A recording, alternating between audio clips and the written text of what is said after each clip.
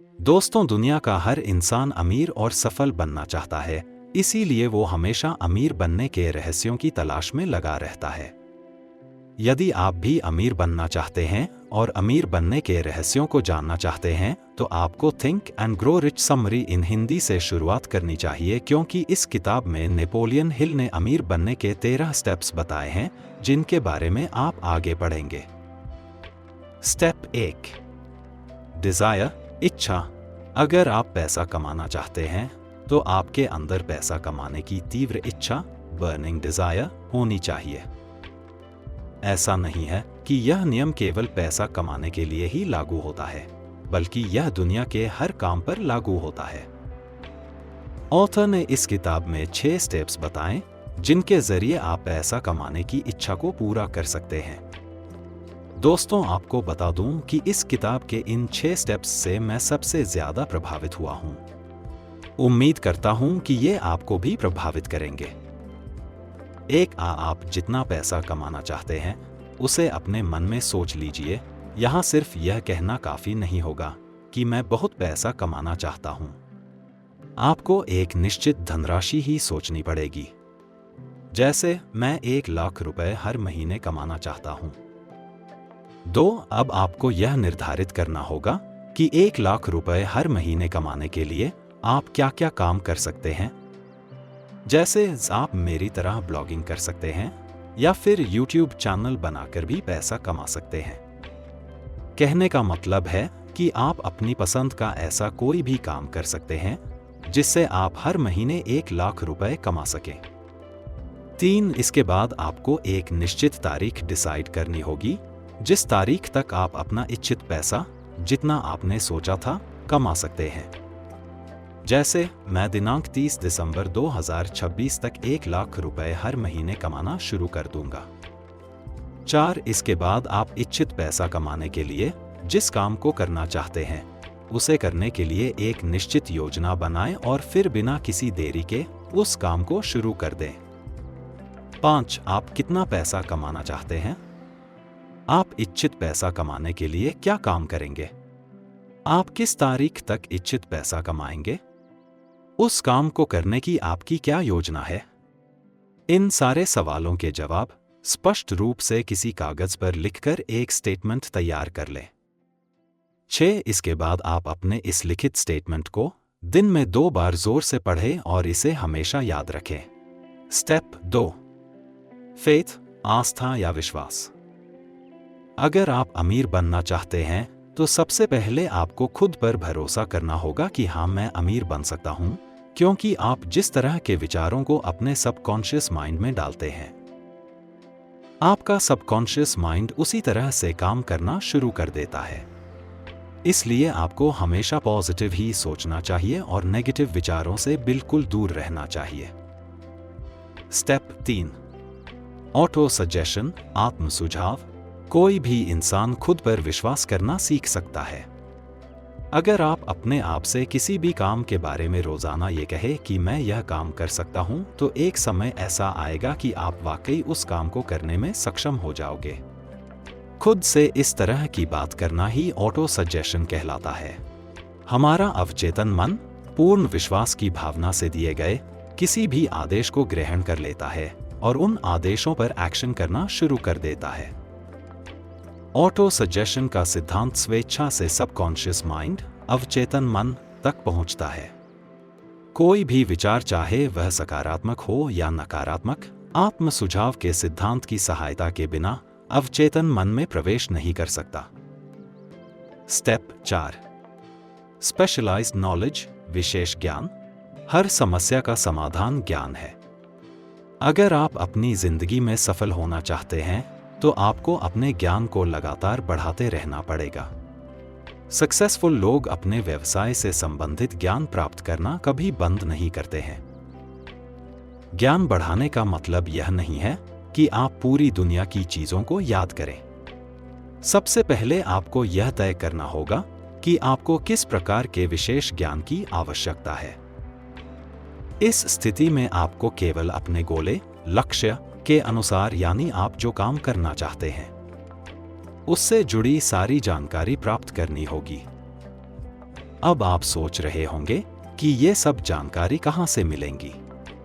इसके लिए आप जिस काम के बारे में जानना चाहते हैं उस विषय से संबंधित अच्छी किताबें पढ़ सकते हैं या उस फील्ड से जुड़े सक्सेसफुल लोगों का सेमिनार अटेंड कर सकते हैं। कुछ लोग इस हीन भावना से ग्रस्त रहते हैं कि उनकी स्कूली शिक्षा सीमित रही है। मैं ऐसे लोगों को याद दिलाना चाहता हूं कि थॉमस एडिसन अपने पूरे जीवन के दौरान केवल 3 महीने स्कूल गए थे। लेकिन ऐसा बिल्कुल नहीं है कि उनके पास शिक्षा की कोई कमी थी। ज्ञान प्राप्त करने का मतलब यह नहीं है कि आप स्कूल या कॉलेज में जाकर ही ज्ञान प्राप्त करें। स्टेप 5, इमेजिनेशन, कल्पना करना। इंसान जिस चीज की कल्पना कर सकता है उसको बना भी सकता है। कल्पना एक कार्यशाला है जहां इंसान द्वारा बनाई गई सभी योजनाओं को आकार दिया जाता है। कल्पनाएं 2 प्रकार की होती हैं। 1, सिंथेटिक कल्पना। 2, क्रिएटिव कल्पना। सिंथेटिक इमेजिनेशन इस तरह की कल्पना में आप पुरानी अवधारणाओं, विचारों या योजनाओं को नए संयोजन में व्यवस्थित कर सकते हैं। क्रिएटिव इमेजिनेशन इस तरह की कल्पना में आप कुछ ऐसा सोचते हैं जिसके बारे में आपके अलावा किसी और ने न सोचा हो, यानी कि आप कुछ ऐसा बनाने की सोच रहे हैं जो अभी तक किसी ने नहीं बनाया हो। इस स्थिति में आप बिल्कुल ज़ीरो से शुरुआत करते हैं क्योंकि आपका आइडिया बिल्कुल नया है। अगर आप कुछ बड़ा करना चाहते हैं तो आपको हमेशा क्रिएटिव इमेजिनेशन पर फोकस करना चाहिए। आपको नए नए आइडियाज के बारे में सोचते रहना चाहिए। Step 6, organised planning. आप चाहे कोई भी काम करना चाहते हो, लेकिन आप जो भी करना चाहते हैं उस काम को करने से पहले आपको पूरी प्लानिंग कर लेनी चाहिए। मान लो आप ब्लॉगिंग करना चाहते हैं तो इसके लिए आपको पूरी प्लानिंग करनी होगी। जैसे आपको देखना होगा कि आप अपनी वेबसाइट खुद बनाएंगे या किसी वेबसाइट डेवलपर से बनवाएंगे। आप अपनी वेबसाइट के लिए आर्टिकल खुद लिखेंगे या किसी कंटेंट राइटर से लिखवाएंगे। आप अपनी वेबसाइट का एसईओ खुद करेंगे या किसी और से कराएंगे। आपको देखना होगा कि आप अपनी वेबसाइट से कितने तरीकों से पैसे कमा सकते हैं और उनमें से आप किस तरीके पर ज्यादा फोकस करेंगे। आप अपनी वेबसाइट पर 1 महीने में कितने आर्टिकल पोस्ट करेंगे। बिना प्लानिंग के आप किसी भी काम में सक्सेस नहीं हो सकते। आपके असफल होने का कारण होता है सही प्लानिंग न करना। थॉमस एडिसन भी बिजली का बल्ब बनाने से पहले 10,000 बार असफल हुए थे। असफलता स्थायी नहीं होती, इसको आप सही प्लानिंग करके सफलता में तब्दील कर सकते हैं। स्टेप 7, डिसीजन, निर्णय। सक्सेसफुल लोगों की एक खास आदत होती है, वह कोई भी निर्णय बिना किसी देरी के लेते हैं और अपने निर्णय पर अडिग रहते हैं। अगर आप भी सक्सेसफुल होना चाहते हैं तो आपके अंदर फास्ट डिसीजन लेने की क्षमता होनी चाहिए। अगर आप फास्ट डिसीजन लेने की योग्यता हासिल करना चाहते हैं तो अपनी आंख और कान खुले रखें और अपना मुंह बंद रखें। ज्यादातर लोगों में टाल मटोल करने की आदत होती है, जिसके कारण वे अपना कोई भी काम समय पर नहीं कर पाते। अगर आप दुनिया को बताना चाहते हैं कि आपका क्या करने का इरादा है, तो पहले उस काम को करके दिखाओ। स्टेप 8, परसिस्टेंस, दृढ़ता या हठ। दृढ़ता की कमी विफलता के मुख्य कारणों में से एक है, जो ज्यादातर लोगों की कॉमन प्रॉब्लम होती है, लेकिन इसे दूर किया जा सकता है। दृढ़ता की कमी पर विजय पाना पूरी तरह से व्यक्ति की इच्छा की तीव्रता पर निर्भर करता है। यदि आपके अंदर अपने लक्ष्य को पाने की जिद नहीं है, तो आप अपने लक्ष्य को कभी भी हासिल नहीं कर सकते। दृढ़ता का मुख्य आधार इच्छा की शक्ति है और सभी उपलब्धियों का प्रारंभिक बिंदु भी इच्छा होती है। इच्छा शक्ति और इच्छा जब आपस में मिल जाते हैं तो इतनी मजबूत जोड़ी बनाते हैं जिसे आसानी से नहीं तोड़ा जा सकता। ज्यादातर लोग अपने लक्ष्य, गोले को जरा सी विपत्ति, असफलता आने पर छोड़ देते हैं। बहुत ही कम लोग ऐसे होते हैं जो अपने लक्ष्य को पाने के लिए निरंतर प्रयासरत रहते हैं, चाहे उन्हें कितनी भी विपत्तियों का सामना क्यों ना करना पड़े। जो लोग हार के बाद भी खुद को खड़ा कर लेते हैं और लगातार कोशिश करते रहते हैं, ऐसे लोग ही सफलता प्राप्त कर पाते हैं। ज्यादातर लोग रिश्तेदारों, दोस्तों और पड़ोसियों को खुद पर इतना हावी कर लेते हैं कि वे अपनी मर्जी से जीना ही भूल जाते हैं और उन्हीं के हिसाब से जिंदगी जीने लगते हैं। ऐसे लोगों को हमेशा एक ही डर सताता है कि लोग क्या कहेंगे। आलोचना के डर से ज्यादातर लोग किसी नए काम की शुरुआत करने से डरते हैं।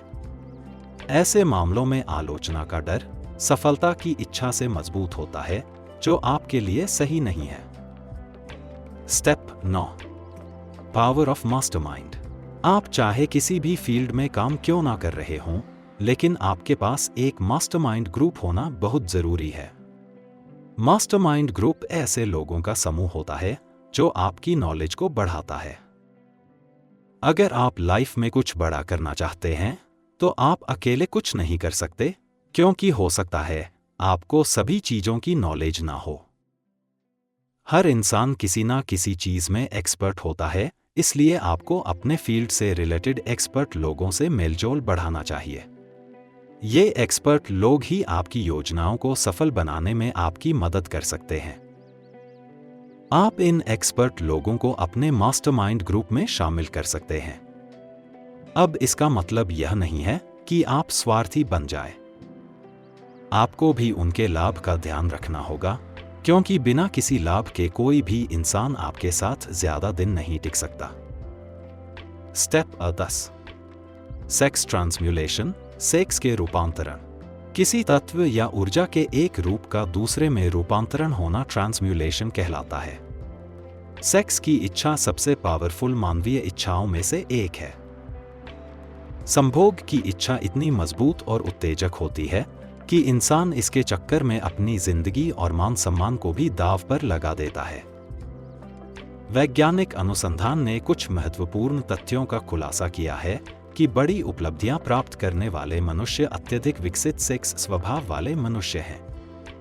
यह ऐसे लोग हैं जो सेक्स रूपांतरण की कला को समझते हैं। Step 11, the power of subconscious mind, अवचेतन मन की शक्ति। हमारे माइंड के दो हिस्से होते हैं। एक होता है कॉन्शियस माइंड, चेतन मन, और दूसरा होता है सबकॉन्शियस माइंड, अवचेतन मन। कॉन्शियस माइंड का काम होता है सोच विचार करना और सबकॉन्शियस माइंड का काम होता है आपकी सोच पर विश्वास करना। सबकॉन्शियस माइंड पर हमारा कोई कंट्रोल नहीं होता, लेकिन हमारी सारी इच्छाएं, भावनाएं और फैसले इसी से कंट्रोल होते हैं। आप जैसा सोचते या करते हैं, सबकॉन्शियस माइंड उस पर पूरी तरह यकीन कर लेता है। चलिए इसे एक उदाहरण से समझते हैं। जब आप कंप्यूटर की बोर्ड पर टाइप करना सीखते हैं, तो शुरुआत के कुछ दिनों तक आपको सोचना पड़ता है कि कौन सा अल्फाबेट या नंबर कहां पर है। इस स्थिति सोचने का काम आपका कॉन्शियस माइंड करता है। लेकिन कुछ ही दिनों बाद जब आप टाइप करना सीख जाते हैं, तो आपके हाथों की उंगलियां आंखों से बिना देखे भी सही बटन पर पहुंच जाती हैं और आप बिल्कुल सही टाइप करने लगते हैं। ऐसा आपके सबकॉन्शियस माइंड वजह से होता है, क्योंकि अब आपका सबकॉन्शियस माइंड पूरी तरह यकीन कर चुका है, और जिस बात पर सबकॉन्शियस माइंड को यकीन हो जाता है, उसके बारे में कॉन्शियस माइंड को दोबारा सोचने की जरूरत नहीं पड़ती। इसलिए आपको हमेशा पॉजिटिव विचारों के बारे में ही सोचना चाहिए। ये पॉजिटिव विचार धीरे धीरे आपके सबकॉन्शियस माइंड बैठ जाएंगे और इसके बाद आपकी जिंदगी में जो होगा वो पॉजिटिव ही होगा। ऑथर द्वारा think and grow rich book में 7 सबसे शक्तिशाली सकारात्मक भावनाएं बताई गई हैं, जिनमें हमको महारत हासिल करनी चाहिए, जैसे इच्छा, आस्था, प्यार, सेक्स, उत्साह, रोमांस, आशा। उपरोक्त 7 सकारात्मक भावनाओं के अलावा ऑथर द्वारा 7 प्रमुख नकारात्मक भावनाएं के बारे में भी बताया है, जिनसे हमें बचना चाहिए, जैसे डर, ईर्ष्या, घृणा, बदला, लालच, अंधविश्वास, क्रोध। Step 12, the brain. आप जानते हैं, दिमाग दुनिया की सबसे पावरफुल मशीन है और खुशी की बात यह है कि ये पावरफुल मशीन दुनिया में सिर्फ इंसान को दी गई है। इसलिए आपको इसका पूरा फायदा उठाना चाहिए। हमारा ब्रेन दो तरह से काम करता है। यह विचारों को प्रसारित करता है और ग्रहण भी करता है। अच्छे विचारों का हमारी सफलता में बहुत बड़ा योगदान होता है। Step 13, sixth sense. Sixth sense की पावर का कुछ लोग ही अच्छे से यूज कर पाते हैं, क्योंकि ज्यादातर लोगों को इसके बारे में पता ही नहीं होता। चलिए समझने की कोशिश करते हैं कि आखिर सिक्स्थ सेंस यानी छठी इंद्रिय का क्या मतलब होता है। इसे एक उदाहरण से समझते हैं। आप जानते होंगे कि IPL मैच के लिए खिलाड़ियों की बोली लगाई जाती है। खिलाड़ियों को खरीदने वाले लोग अपने सिक्स्थ सेंस यूज करके खिलाड़ी को खरीदते हैं, क्योंकि उन्हें लगता है कि जिस खिलाड़ी को उन्होंने खरीदा है वह अच्छा परफॉर्म करेगा। अब हो सकता है वो खिलाड़ी अच्छा परफॉर्म करें और यह भी हो सकता है वो अच्छा परफॉर्म ना करें। सिक्स्थ सेंस ऐसी चीज नहीं है जिसे आप अपनी इच्छा से पहन और उतार जा सके। सिक्स्थ सेंस एक ऐसी क्षमता है जिसे इस किताब में दिए गए सिद्धांतों का प्रयोग करके धीरे धीरे विकसित किया जा सकता है। सोचिए और अमीर बनिए बुक किसे पढ़नी चाहिए? Think and grow rich book दुनिया के हर उस इंसान को पढ़नी चाहिए जो अपने जीवन में सफलता प्राप्त करना चाहता है, जो अपने व्यक्तित्व का विकास करना चाहता है, जो अपने जीवन को सुख और समृद्धि के साथ व्यतीत करना चाहता है। Think and grow rich book का सारांश क्या है? Think and grow rich book इंसान को सभी कार्य क्षेत्रों में सक्सेसफुल होने के लिए प्रेरित करती है। लेखक ने इस बुक में सक्सेसफुल लोगों की 13 ऐसी कॉमन हैबिट्स के बारे में बताया है, जो उन्होंने 20 वर्षों तक की गई अपनी रिसर्च के दौरान 500 सफल लोगों में देखी थी। नेपोलियन हिल की think and grow rich book में पैसा कमाने के रहस्यों का उल्लेख किया गया है। Think and grow rich summary इन हिंदी को पढ़ने के बाद आपको एक बार यह बुक जरूर पढ़नी चाहिए, क्योंकि इस बुक की यह समरी किताब का सिर्फ छोटा सा हिस्सा है। अगर आप इस किताब को पढ़ेंगे तो आप इस किताब में दिए गए सफलता और पैसा कमाने के रहस्यों को अच्छे से समझ में पाएंगे। दोस्तों, आपको हमारा ये आर्टिकल कैसा लगा हमें कमेंट करके जरूर बताएं। साथ ही इस पोस्ट को अपने दोस्तों के साथ भी शेयर कर दें। यदि आपका कोई सवाल या सुझाव है तो आप हमें कमेंट करके जरूर बताएं। हम आपके हर सवाल का जवाब देने की पूरी कोशिश करेंगे। आप हमें कमेंट करके बता सकते हैं कि आप कौन सी किताब की समरी पढ़ना चाहते हैं। दोस्तों, उम्मीद है आपको हमारा ये वीडियो बहुत पसंद आया होगा। इस वीडियो को लाइक और शेयर कीजिए और हमारी चैनल सपनों की दुनिया को सब्सक्राइब करना मत भूलिए। तो मिलते हैं अगले वीडियो में एक और रोमांच की बातें लेकर। जय हिंद।